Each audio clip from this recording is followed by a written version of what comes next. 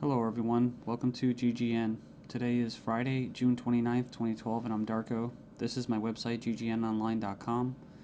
There's a poll up there, you can check on it and vote how long until a drone kills the first American on American soil. So far, the majority are saying within the next year, followed by the next 2 years.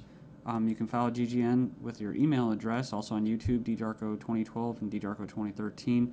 And if you'd like to help, you can donate right there. So, and there's also a little news archive there. So, I'm ready to go here, and we're going to cover the economy. And the biggest news, of course, is Obamacare approved. It was kind of shelved for a while there, and now it's back from the dead. So, and a little bit of eugenics, because you have financial warfare, and then you have social warfare, you have eugenics, and it kind of all just is immersed, right, in the same global agenda. So it says here, Obamacare approved, IRS to force Americans to buy health insurance. It says it's a victory for Obama and a travesty for the middle class. The Supreme Court upheld Obama's health care mandate, empowers the IRS to begin to regulate America's health care by 2014. Expect IRS thugs armed with shotguns knocking at your door to fine you almost $700 a person or $2,000 per household for failure to purchase health insurance.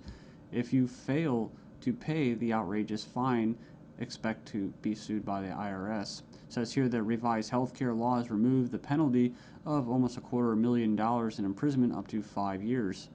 It says here this ruling allows the federal government to force citizens to enter a contract with private corporations to buy health insurance. This is happening just days before the 4th of July, when Americans won its independence from British tyranny, and now we face the same tyranny today. It says here by 2014, all Americans will have to submit or face being fined and sued by the Internal Revenue Service. The American people are already struggling financially with record unemployment, inflation, and trillions of dollars in national debt. By the time health insurance becomes mandatory, the middle class will be financially bankrupt. This is the reason why the military and police are preparing for martial law in the U.S. streets, says because people will revolt against the system that has basically turned people into financial slaves. So it says here that they're conditioning Americans with checkpoints and speed traps, army drones to spy on us. We're going to cover all this, rolling out the tanks and putting military goons on residential streets to prepare us for what is to come in the future. It says here the Bilderberg Group discussed in Spain about wanting to level America into a third world impoverished nation where we're all poor under world government dictatorship. It says here soon the Americans' standard of living will drop significantly, and it won't just be the standard of living, it will be their age of death, right? Their basically the average lifespan. It says here services will be cut. We're going to get into that too, death pathway and stuff like that. Taxes will be increased until we become so poor that we are unable to fight, and resistance will be futile. As Americans issue split decision on healthcare ruling, nearly 2/3 believe politics played too great a role. So it says Americans are sharply divided over Thursday's Supreme Court decision on the 2010 healthcare law, with 46% agreeing and 46% disagreeing with the High Court's ruling that the law is constitutional. Then you have from the Daily Bail, Obamacare complicated. Check out the flow chart.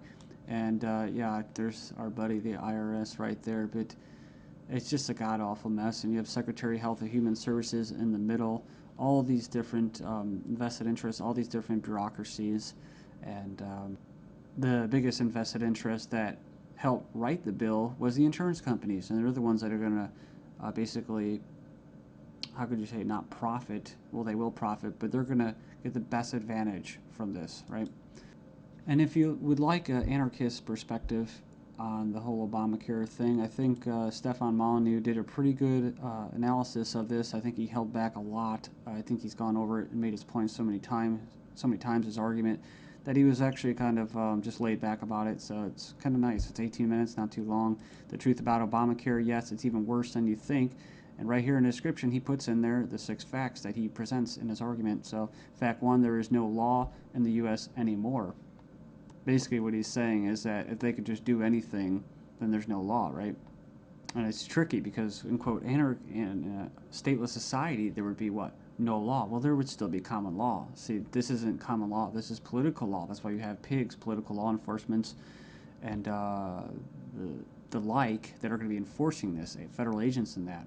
So in other words, what he's saying is that you might as well just have no government, because right here you have a dictatorship with, quote, laws, right? They have laws that basically write in a dictatorship. So we have here Obamacare is an admission that all previous government health care programs have failed. So, and this is true. I remember the recording, about Nixon and stuff like that, getting people on Medicaid. It doesn't really matter whether it's good or not. And in fact, costs have already doubled from initial estimates, and that's usually how it works. As soon as this gets closer to fruition, oh yeah, some hidden costs. Sorry, guys. Fact 4, 70% plus of healthcare issues result from individual choice. So the thing about it, he's talking about smoking, drinking, eating basically a lot of bad food and stuff like that. You can actually help. But a lot of these people that are going to, quote, benefit from this are not going to be doing anything to help their own health, right? So it says here the inability to discriminate on pre-existing conditions is an essential driver of healthcare cost. So I think what he's saying there is it's not very free market. It says here that the fines for non-compliance are destined to rise enormously. We have 15 reasons why the Obamacare decision is a mind-blowing disaster for America. It was actually, it says here it was voted 5-4 decision to uphold the vote. And it says here, the bill, it says here the swing vote was Chief Justice John Roberts, who was appointed by George Bush, W. Bush. And not that you'd have any confidence in the judicial system as it stands, just based off past history and their track record. It says here, after the vote today, it is hard to have any faith in the U.S. Supreme Court. I guess they're saying because he was quote conservative. According to the Supreme Court, the federal government has the power to force you to buy private goods and services. And it goes on and says here that it's another step away from individual liberty, another step towards a nanny state. I hate that word. But it says here IRS is now going to be given the task of hunting down and penalizing Americans. And it says here, in fact, the Obama administration has given the IRS $500 million extra outside the normal appropriation process to help them enforce the provisions of Obamacare they're in charge of overseeing. It imposes more than 20 new taxes on the American people. And you can click the link there. If you click the title of this article, you can find it and check it out. So it says here, number 5, an attempt to control costs and promote efficiency. Obamacare limits the treatment options that doctors and patients can consider. In other words, the death pathway, right? The British system, this is likely to result in a decrease in life expectancy. That's what I was talking about in the United States in the beginning of this video. So yeah, it's going to send health insurance premiums soaring, especially for younger Americans. And, it's going to crush small businesses, as they say. And number 9, Obamacare is going to make the emerging doctor shortage in America a lot worse. So hundreds of thousands of doctors are leaving the medical profession because of this. It says here it's already forced the cancellation of dozens of doctor-owned hospitals. And it says here that the following is one example from the Alliance Defense Fund. It's an insidious little provision. It says here, did you know that this bill, you'll have to pay for life-saving drugs, but life drugs are free. So 100% free. If this plan were really about health care, it wouldn't be about, it would be the other way around. So yeah, it's like robbing from the future to pay for the living. So and it just turns into a god-awful mess. It's not even just politics, it's generational. 13 reasons why the revolution might start with Obamacare. Go in there and check that out.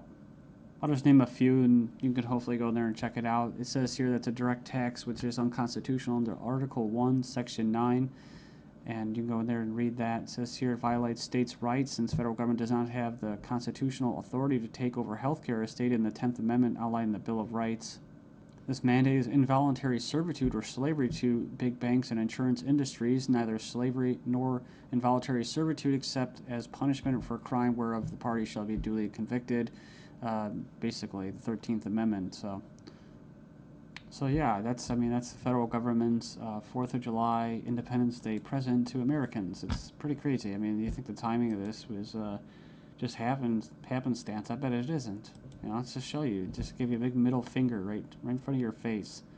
Stagnating life expectancies in the United States. Poor U.S. citizens live 5 years less than the affluent, but they don't talk, what about the middle class, right?